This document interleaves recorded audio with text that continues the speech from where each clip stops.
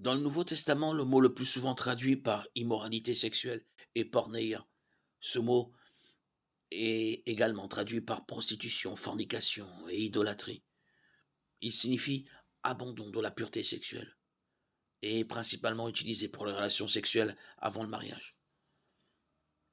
De ce mot grec vient le mot anglais pornographie qui découle du concept de vente.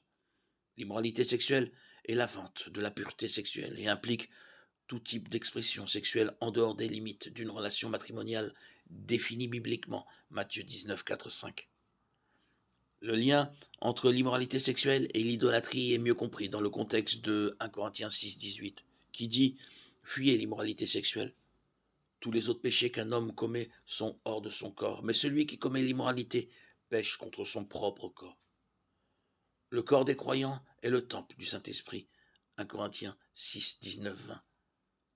Le culte païen des idoles impliquait souvent des actes sexuels pervers et immoraux, accomplis dans le temple d'un faux dieu.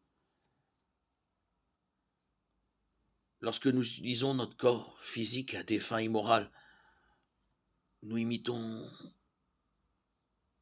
le culte païen en profanant le saint temple de Dieu par des actes qu'il qualifie d'abominables. 1 Corinthiens 6, 9, 11. Romains 1, 24.